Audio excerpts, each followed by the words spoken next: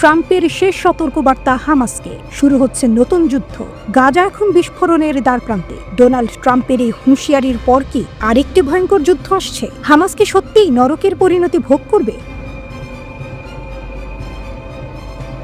ট্রাম্পের চূড়ান্ত হুঁশিয়ারি। যুক্তরাষ্ট্রের প্রেসিডেন্ট ডোনাল্ড ট্রাম্প এবার আর কোনো ছাড় দিতে রাজি নন। ট্রুথ সোশ্যালে দেয়া এক পোস্টে তিনি স্পষ্ট জানিয়ে দিয়েছেন, যদি হামাস জিম্মিদের এখনই মুক্তি না দেয় তাহলে তারা শেষ।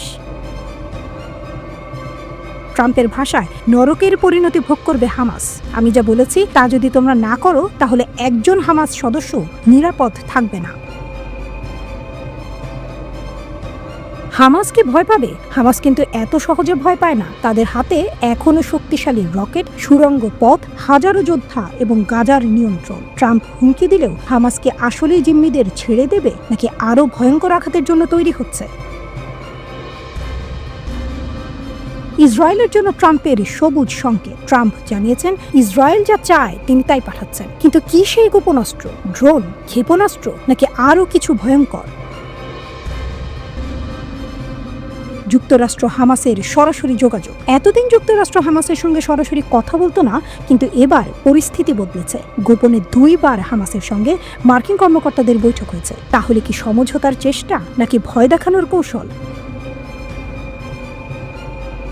গাজার সাধারণ মানুষকে হুমকি দিয়েছেন প্রেসিডেন্ট ট্রাম্প। তিনি বলেন, গাজার লোকজনকে বলছি, সুন্দর ভবিষ্যৎ অপেক্ষা করছে যদি তোমরা জিম্মিদের আটকে না রাখো। যদি তোমরা এটি করো তাহলে তোমরা শেষ। ট্রাম্প এই প্রথম হামাসকে উদ্দেশ্য করে এমন হুমকি দেন। এর আগে গত ডিসেম্বরে তিনি বলেছেন, তার অভিষেকের সময়ের মধ্যে জিম্মিদের মুক্তি না দিলে নরকের পরিণতি ভোগ করতে হবে। যুদ্ধবিরতি চুক্তির অধীনে সম্প্রতি মুক্তি পাওয়া কয়েকজন জিম্মি হোয়াইট হাউসের ট্রাম্পের সঙ্গে সাক্ষাৎ করেন। এরপর তিনি সামাজিক যোগাযোগ মাধ্যমে এই পোস্ট দেন।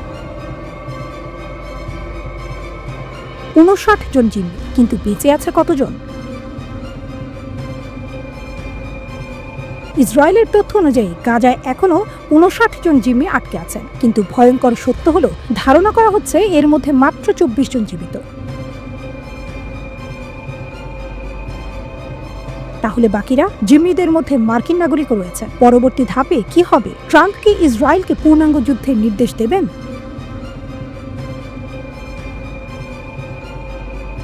হামাস কি পাল্টা আঘাতের জন্য তৈরি, নাকি হবে চূড়ান্ত সমঝোতা? যুদ্ধ নাকি শান্তি? ট্রাম্পের এই চূড়ান্ত হুঁশিয়ারির পর গাজা ও পুরো মধ্যপ্রাচ্য এক নতুন মোড় নিতে চলেছে।